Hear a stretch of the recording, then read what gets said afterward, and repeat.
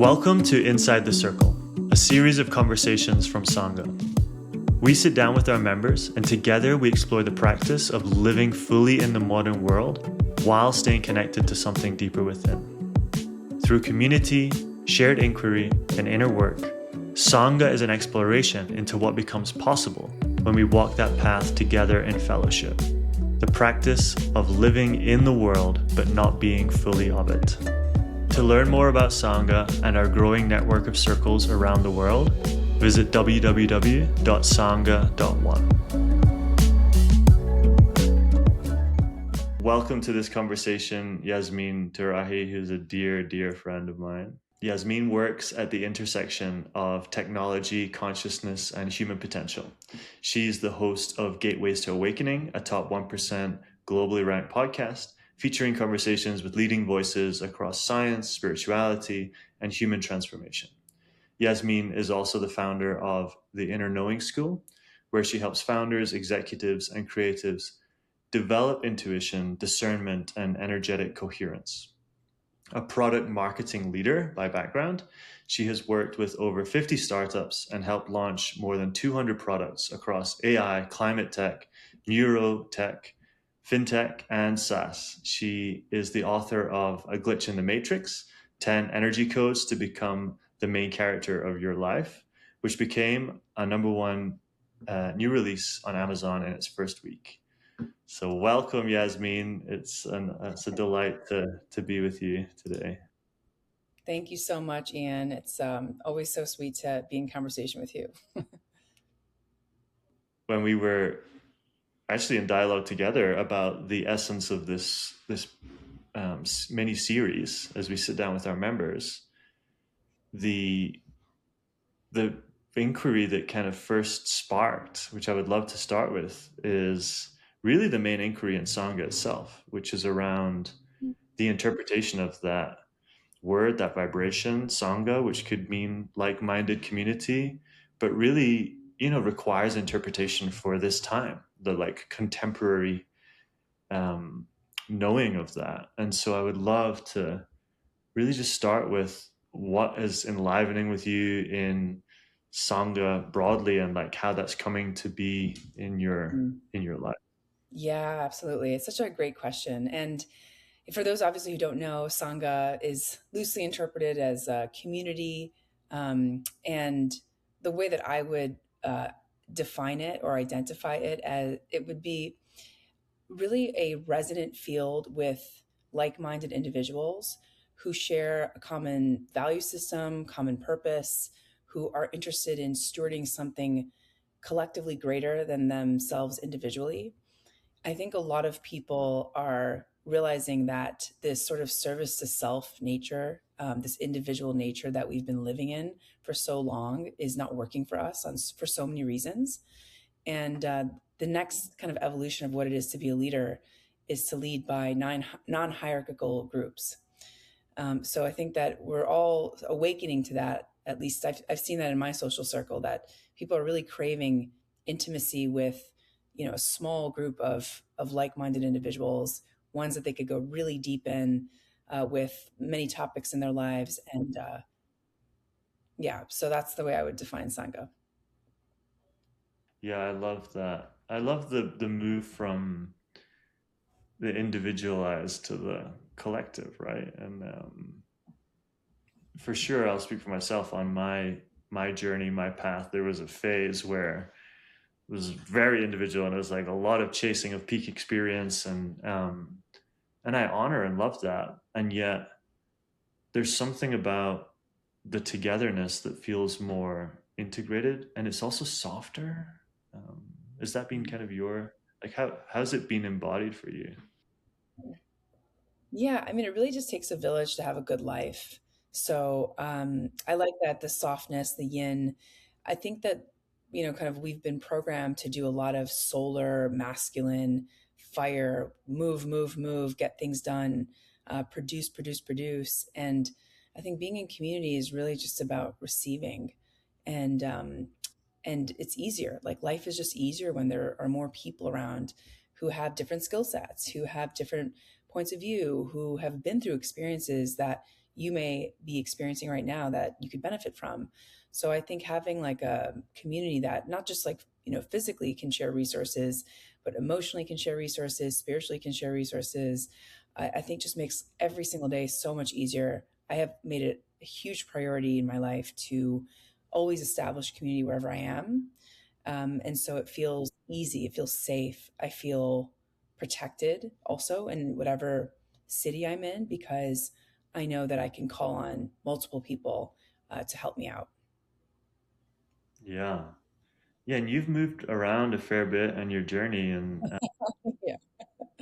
yeah, like how, I think a lot of folks experience that. They move to a new place, and frankly, I think a lot of people find it hard to build that community that you talk about. And you're one of the best I've ever seen at it. So I'd love, like, how do you go about doing that magic? Oh, well, yeah, that's a great question. I think I'm going to refer back to this quote by Robert Otto. He says, people can only give you the level of intimacy that they have with themselves. Hmm. And when you develop deep intimacy and range within your own consciousness, you're able to let others be more seen. So it's not so much about the time you spend with someone or um, maybe even the shared value system, even or interests. It has to do with how much you've seen yourself and then, Mm, how much you can see in another because it takes an exploration, a deep exploration of oneself to be able to really see another person. So I find that that's been my superpower is people feel really seen by me, and so it just establishes intimacy pretty quickly. And mm, for better for worse, right? To be seen is both really extraordinary and also very revealing. And so not everyone. I think we need to also find the communities that match our desire for intimacy. totally. And it can be confronting, right? And but then I love that in the way you describe it, the way it lands for me is almost like it's this self-collect selecting filter where, if you find the folks that can meet at that level of intimacy and those that can't, they may get freaked out. But then that's okay because you don't need, right? You don't need to, that's maybe not the tribe that you're looking um, to build the resonance with. Yes, yeah, yeah, yeah, exactly. Which is sort of it corrects like everything. I think that we're all going through our own funnels with community, right? And we know that when we get to the middle of the funnel, if it's not converting, there's another funnel for us. And yeah, so but I just think being authentic feels like the most important thing to find tribe. I'm not Mm, trying to censor myself at all these days, and uh, and it's rewarding for me because it allows the right people to find me, and it allows me to find the right people. yeah. But it takes a certain level of confidence, right? And that's kind of like back to that quote, the auto quote that you shared, right? Like the intimacy within yourself is also the confidence within yourself or the love within yourself, right? Like um, that allows you to show up as the full you, the full power Yasmeen, which I love.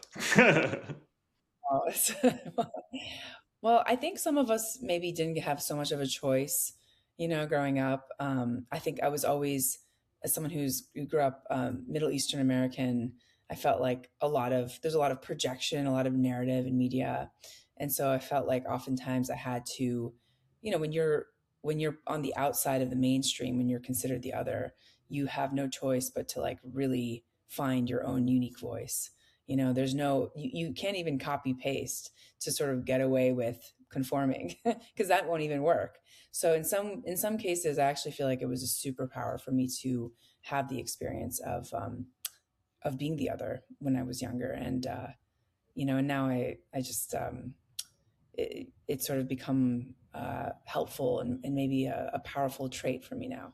Totally. And maybe share a little more about that experience growing up and how it's how it Yeah. really like into today. Yeah, and I think I want to actually talk about like tribe and community. As a Middle Eastern American, I grew up with like one of the largest Middle Eastern families in the United States, and so it was very normal for me to experience life through the lens of tribe. Maybe it wasn't chosen tribe, although I love them. But it was certainly a big tribe. And uh, and so I thought when I was growing up, I thought everyone had that. I was like, oh, you don't have 70 cousins? You don't have like, 11 aunts and uncles? Like, what do you do? Like, how do you celebrate your birthdays? And so it was sort of a very natural, organic thing in my own world to have so many people around all the time in your face. You have no place to escape. There's no room for solitude. There's no room to actually be lonely.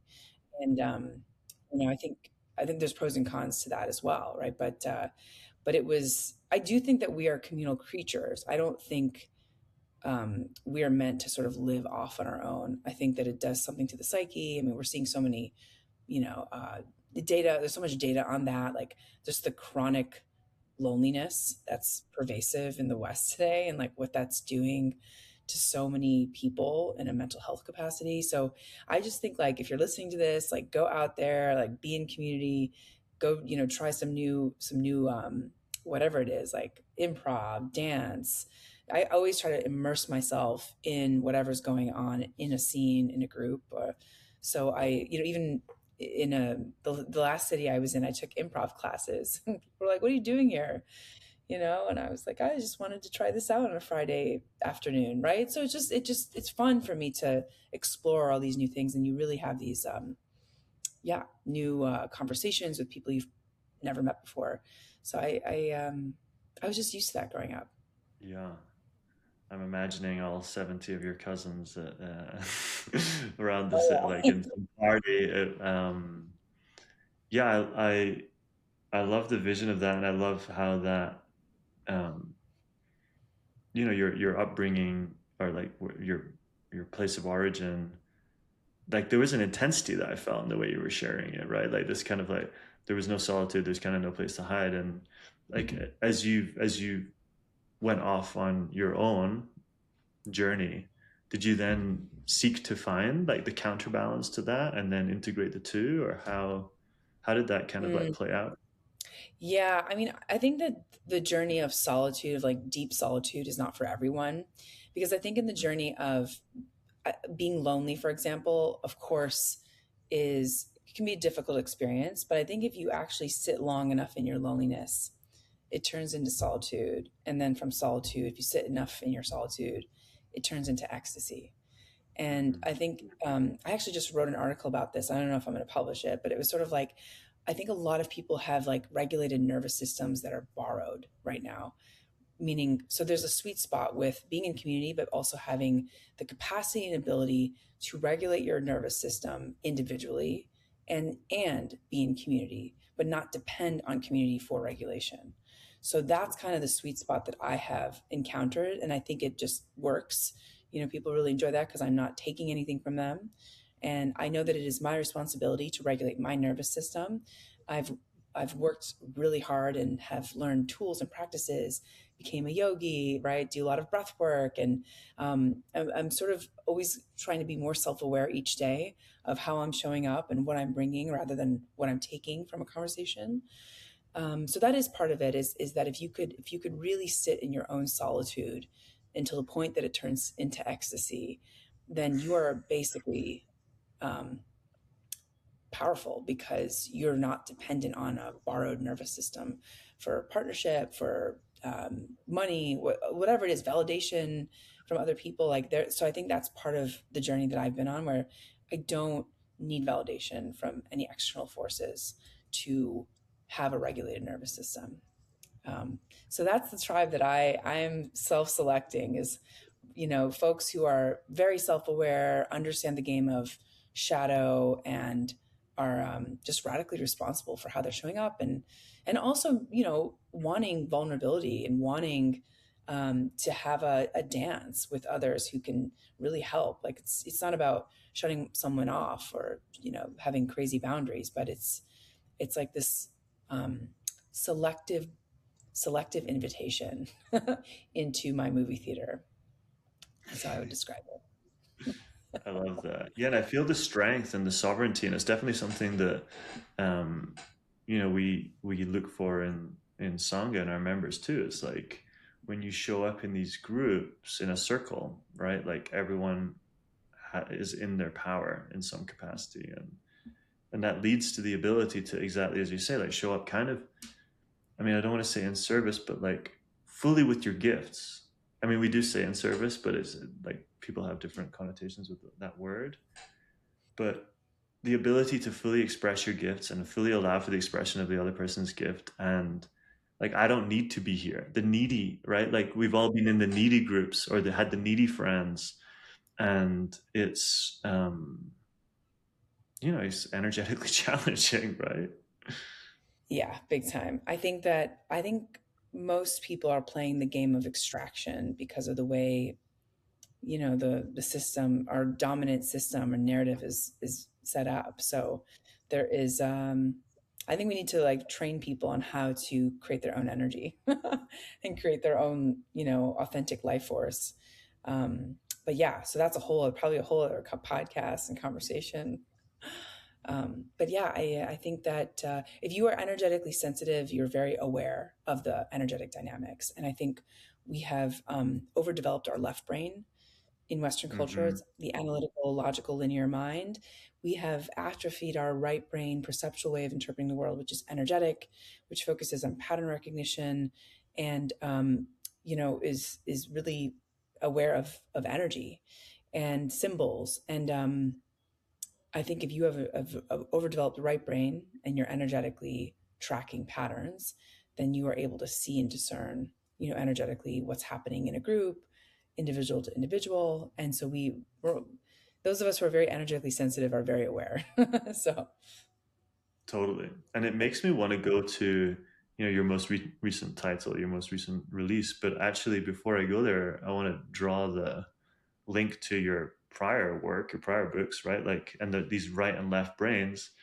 Like your first extremely successful book was on product marketing, right? And there's like a linearity to that, and it was very, I think, influential for a lot of people.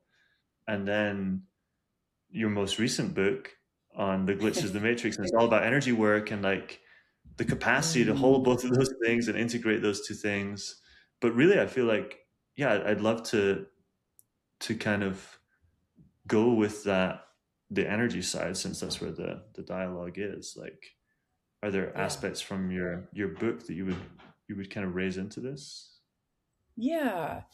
Yeah, absolutely. Yeah, I mean, thank you for sharing that thread. Yeah, I used to be much more left brain dominant and, went to business school and was much more analytical. I think that there is, I mean, at least for me, I can only speak for my own personal experience. There was definitely a cost to developing my right brain. I think that, you get into balance, and then in some cases, maybe you sort of lose the strength of one, and to grow the other. So I feel much stronger now, right brain, even though I do have strong left brain capacities. But for me, it felt like it was more fun to have a strong right brain that I could just like track energy patterns and not have to deal with how much effort and willpower and energy is needed to get things done with just your left brain linear model way of thinking. So that's been, for me, it's like saves so much time. And I wrote A Glitch in the Matrix so that people would have access to these universal natural laws that I've learned over 10 plus years and applied to manage their energy instead of their time. And there Mm-hmm. are laws to this universe. And so I tried to make it accessible, like kind of like the movie The Matrix. At one level, it's an action film. At like level Mm-hmm. 10, it's a philosophical, kind of piece on the nature of reality. So it can be interpreted in multiple ways. But one tool that I think is really important is grounding and being embodied, being grounded, and some Mm-hmm. people would call it like 0 point. You really can't create and see energy patterns if your energy is scattered, if it's in the past or if it's in the future, or if you're even scattered within your own field. So that was really powerful for me because I had so much intuition energy back, 10 plus years ago, and I didn't understand any of this, but then I couldn't execute on any of it. I could only hold one job and that was it. Couldn't do multiple things. So I Mm-hmm. like to tell people like the way you do this is by collecting your energy as if you're a snake. You know how a snake kind of collects and then goes inward, and then when they're ready to strike, they go out and then they strike their energy. So that is the way that I like to use my energy. It's like I don't like to disperse it. I don't like to give it away. I don't do things anymore that don't have a purpose, that don't have a point. And meaning like I will even do nothing all day, right? So it's not like I need to always have a purpose. But for example, if it feels like it's not in alignment or in coherence for me to like go out to a party, I won't go. Everything has to have alignment and coherence. So because I do think that coherence is a big piece of this as well, right? So Yeah. getting grounded helps you get into coherence, helps you get into nervous system regulation. And there's like grounding practices. I spent many years actually learning how to really ground. It's probably one of Mm. the greatest skill sets anyone can learn.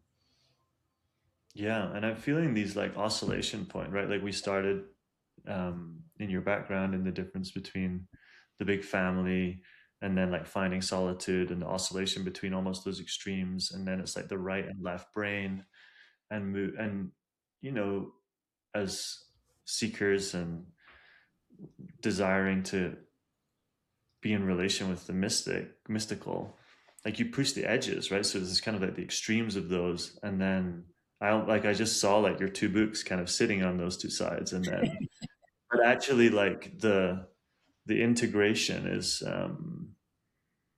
it's like you then have the full spectrum, so it's nice to have the push it on both boundaries but then be able to weave. Yeah. I think so many people, like just to your point, either over index on the right brain and like are always out in the field of recognizing energy and patterns, and but not able to execute, not able to take it into a logical framework and build anything. And then like similarly, I think a lot of people who have a very strong left brain analytical linear mind don't know how to have a diffused awareness. So they're constantly Mm, seeking ways to become more expanded through like plant medicine or drugs or drinking or even just their mind is constantly in a monkey mind. So mm, both sides are suffering because they've privileged one or the other. They really should be in balance. beautiful. Well, as we come close to our time together, we have been doing this fun thing where to kind of honor the emergent quality of Sangha, I'm gonna pull a card from a deck and that'll be our final question. So I don't know Okay, where great. we're gonna go. Let's see. Okay, this is pretty good. How do you know when something feels right and where do you feel it? That's a great question. um when something feels right, I don't have to think about whether it's right or not. Mm, So that is my biggest signal. If I'm justifying, if I'm explaining, if I'm saying, oh, but it'll look good here, or because my parents would like it, or because society would like it, or, oh, but this, it would make money, whatever it is. It's like if I'm justifying, then it's not right, always. So my heart would feel more expansive and warm and a sense of aliveness, ecstasy, and what is it like? Joke being silly is a good feeling for me. That means like I'm in the right direction when something feels light, fun, ecstatic, and yeah, that's like I generally feel it in my heart. yeah. Yeah, one of my teachers shares like follow the charm. And that's just a word, right? But I took in what you were saying there, like the charm of light, lightness, the Mm, felt like an easefulness too, but also like this like glistening nature of whatever it is that you're being drawn towards, right?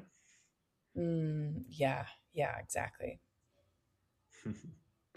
Well, Yasmeen, thank you so much for dropping in together in this mini series, and yeah, we'll no doubt have many more dialogues together. But thank you for being part of this first wave.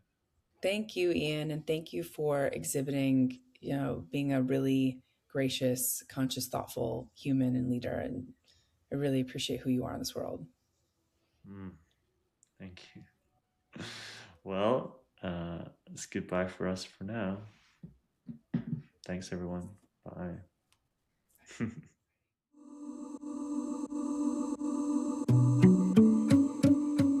Thank you for listening to Inside the Circle from Sangha. If this dialogue resonated with you, we would love to hear from you. We invite you to learn more about Sangha, our upcoming circles and events at www.sangha.one.